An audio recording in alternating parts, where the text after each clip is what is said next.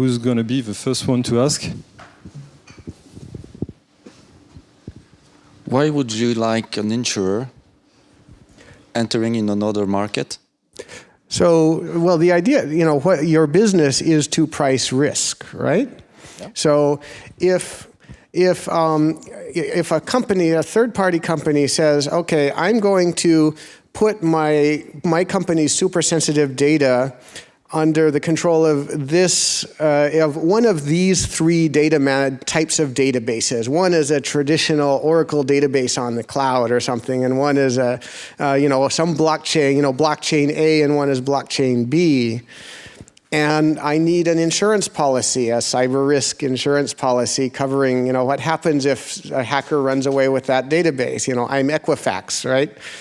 And, do you have a way to price an insurance policy for, legacy database and blockchain A and blockchain B? If you could come up with a good way of pricing that, then that in essence has the promise of solving the lemon market by giving these many other companies a way to distinguish between the security they're getting by the plain old solution versus blockchain A versus blockchain B, for example, right? So that's what I'm thinking, but Yeah, I think that's something we can do because we already do that for other insurance. I mean, for the companies when we insure enterprise, we can have visit on site. We can have also not only we are not only an insurer, but we can give advice about security.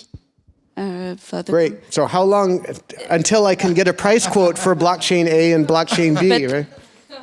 The question is the price also of this advice today, because specialists in these techniques are also. You. This is your new business. I don't know squat about insurance. I just know. You are the expert. Let's imagine that we do that. You do the expertise. Will you put your money in AXA? Yes, I would.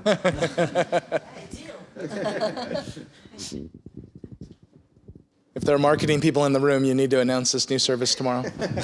I think we've just seen the birth of a new segment. Thank you. So I'll stop being an employee for just a minute. And heaven knows with 2 children in college, I can only afford a minute. But I'll be a consumer for a second. And now I want to start a relationship with AXA. And now you are on the Data Privacy Advisory Panel. Is it possible, in your experience, for AXA to tell me in a transparent way, in an explainability way, as Cecile identified, what you do with my data? How am I, as a consumer, just introduced to AXA as a company? If you could give me just 2 principles, because as we see in the US, for example, transparency means a 9-page, single-spaced, 250,000-word document that gives me a lot of information. But based on everything we just talked about, how do you explain blockchain, AI, Internet of Things? I give you data, you multiply it by 100,000. How does that work? I want to buy a policy from you. I'm ready. Yeah, well, really good question. I think there are at least 3 elements to that. One, so there's in terms of kind of data, kind of explaining and actually managing users' data. One is what the policy is and dealing with the complexity of what the policy is.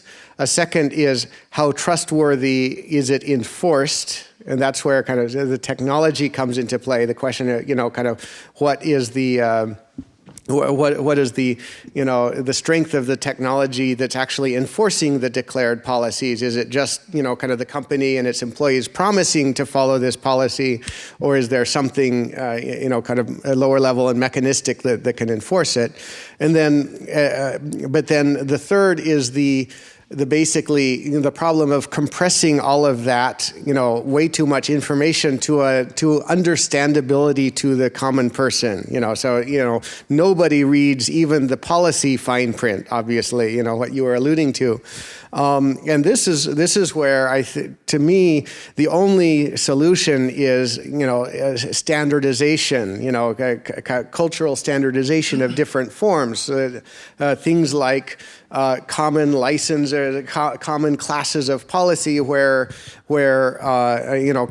policy frameworks where, kind of the fine print might say this, but people know that that fine print satisfies this set of broad principles that users that is simple enough for users to understand, and kind of that compression has to happen at some point, and I'm not sure the best way. That's probably Paul's territory. Yeah, no, I mean it's a great question. It's a hard question. No one solved this question. My favorite empirical result in all of privacy scholarship is Lori Craner and Alicia McDonald at Carnegie Mellon calculated that if every American read every privacy policy they were presented with in a year, it would be a $365 million burden on the American economy from lost productivity, because we're faced with so much text. And so one way I could think about getting at your question is almost like a setup for a joke. So 3 people walk into a privacy room. One is an engineer, one is a marketing specialist, and one is a lawyer. How would they answer your question? Quite differently, right? So the lawyer would want to build in enough flexibility to avoid liability down the road. And so their advice would be vague, capacious, and frankly pretty unhelpful to the consumer. The marketing person would probably say, we don't want to say anything to spook our customers. The less we can get by with, the better. And so if we're going to say anything about privacy, let's try and find a way to make it seem like this wonderful bonus for them. And the engineer would probably say, I want to use all the data all the time for any purpose I want whatsoever, right? So you've got this kind of clash of wills at the heart of the discussion. Frankly, the lawyer always wins, because at the end of the day, the lawyer kind of has that threat of liability, which is why the world is awash in all of these vague and unhelpful things. Standardization is a wonderful dream. I've heard a lot of people in lots of industries say, there's just too much complexity. Like, you can't ask me to check box A, B, or C, because every company is in a different box. I've also heard a lot of well-meaning people, but this research never goes anywhere, who have talked about nutrition labels. So what we just need is a nutrition label for privacy. It's got to have the 6 things we care about most. It's got to have 4 things that consumers know to look for each of those, and then we should be done. But every time someone presents one of those, some critic will say, okay, this doesn't even, it gets attacked on all sides. The privacy people say, this isn't meaningful disclosure, and then the company people say, this doesn't give us the flexibility we need. So I don't know. I hope you can solve this problem for the world, Ed, but there are no good answers right now. Yeah. So I think... So I think one positive sign, for the potential of standardization is kind of the related but different area of, say, open source software licenses, right? Yeah. So of course there is a big proliferation of different, not entirely compatible open source licenses, but kind of the community kind of gravitated around a small number where, kind of these days it's kind of not really necessary for everyone to understand the fine print of the GNU General Public License or the Apache software license, but kind of we know the general properties and we can use them. So do we need kind of the privacy policy equivalent of the GPL, the Apache, the Apache privacy license? The funny thing is, I think even if that had a chance of being a success 5 years ago, in a machine learning age, I think that's out the window, right? I think the machine learning age GPL would say, I want to use this in my test data and my training data for the rest of the time, and I can't tell you what purpose for, right? Because the more data I have to feed into the beast, the better the result is going to be on the back end. So in a prior age, when there really were relational databases and tables and we did queries, maybe, even then I doubt it. But I think as we move to AI, which was part of why Ed's question was so impossible, I forget about it. I'm not, and there's a fundamental debate being had in the US about whether notice and choice is meaningful anyway, right? Even if you could tell the consumer, give them perfect knowledge of what's going to happen to their data. There's so many other barriers in their way of making kind of a rational choice, the correct choice for them. And there's so much uncertainty, and they're not risk specialists like all of you, that's still not going to be a happy result. There are a lot of people in the US who say, no, we should throw out notice and choice altogether and come up with just the ground rules. A little bit more like the data protection model. Companies can do this, companies cannot do this, et cetera, et cetera. So. Earlier it was mentioned that privacy is expensive and really it's consumer driven. So if people didn't care about privacy, then we wouldn't have privacy pretty much. Yeah. And with the recent data breaches, you think about Equifax and you think about Yahoo, which I just heard was even larger than originally suspected. And then mixed with millennials who may have a different view on privacy and what they want exposed to the world. Do you see the demand changing for privacy? And if so, if that demand changes, then what outlook does that have on some of the regulations we're setting now with those changes? I'm not so sure it's clearly changing only in one direction. I mean, so you look at WhatsApp, right? So end-to-end full encryption for 1 billion users. And it might just be that, they thought, we're going to get ahead of the privacy game and we're going to be more protective than our customers want. My guess is they're responding to market forces with something like that. And so you've got a lot of companies, you've got Signal's like becoming more and more prominent. So you've got a lot of people selecting privacy when the market provides it. The market hasn't always provided it. Even on the millennial question, like it's hard to give a privacy talk without being asked the question, kids don't care about privacy, isn't this just a generational thing and we'll one day wake up and think, oh, we used to care about privacy. There's a scholar that I'm sure a lot of you know about in America named Dana Boyd, and she basically got her PhD traveling America asking teenagers if she could watch them use Facebook. And she concluded that they desperately want privacy. It's obviously privacy from like the authority figures in their lives, their parents and their teachers, not necessarily the government. They're quite resentful that companies like Facebook don't give them the privacy tools they need.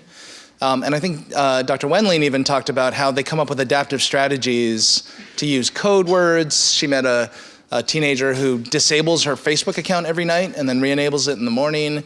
And so a bunch of kids are thinking, I'm going to get privacy whether or not the adults in my life want to give it to me. And then layer on top of all of that, 18-year-olds, 19-year-olds, 20-year-olds today, every one of them is going to know somebody whose life is destroyed before they ever have a chance because of something stupid they said on social networking, right? I mean, it's why the right to be forgotten is such an appealing European notion. I wonder if there could be the opposite. If you're 20 now and you see the littered lives of your friends and it seems random and by chance and there, but by the grace of God go I, by the time you're 30 and running the world, you're probably going to be like a privacy fanatic. You're probably going to shut down everything. So I agree that we're in a time of flux, but I'm not sure it's unidirectional. I think we might actually see that privacy continues to be a really complicated value and a right debated for a long, long time. So, thanks. This is the question that I usually ask to my PhD students. Oh, good. So what are the challenges ahead? What are the challenges ahead, man? I mean, there's so many to name. I'll go 40,000 foot. I don't know what that is in kilometers. My apologies. So I think, and I think Dr. Wendling talked about this as well.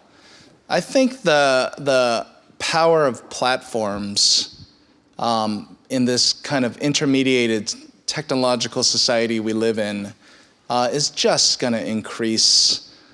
So look at the American election, look at the European Union's actions on antitrust authority, right? There's just so many indications that if you can create the platform, it's a blockchain story as well, and you can convince the world that your platform is the platform to adopt, you control everything. You control discourse, you control social relationship, you control winners and losers in the marketplace. You and I were talking yesterday about how Amazon Web Services is this giant behemoth that somehow has found a way to invest in every single startup in the world, because no matter what you do as a business model, you have to pay Amazon Web Services, and the bigger you grow and the more customers you have to pay Amazon even more.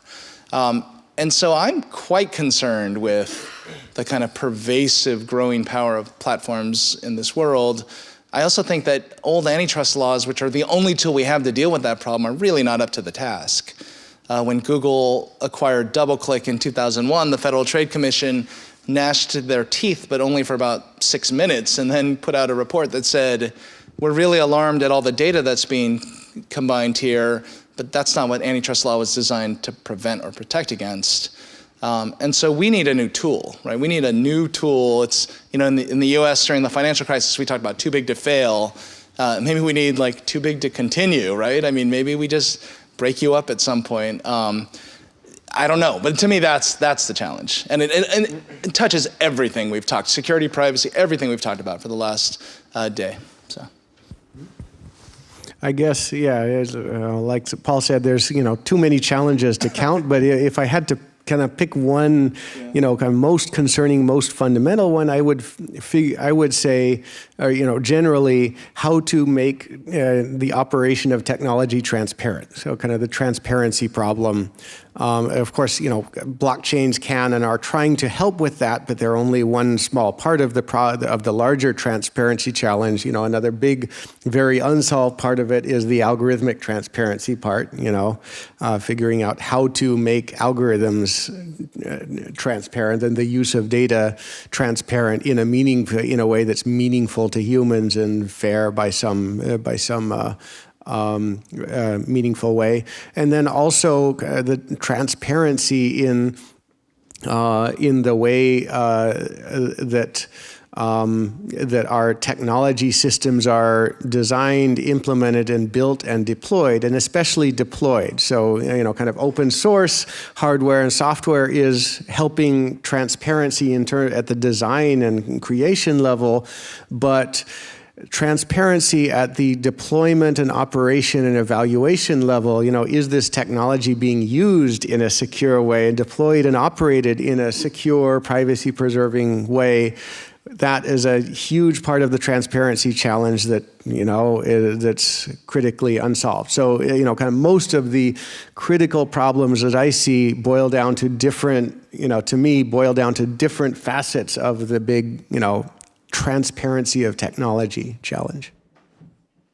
If I have to pick one challenge as far as security is concerned, is the complexity of the systems we are dealing with. We have many more softwares, we have many more devices, and all those things are add up together. So if we want to make the system secure, we have to understand how it works and what it is composed of. But that knowledge we don't have.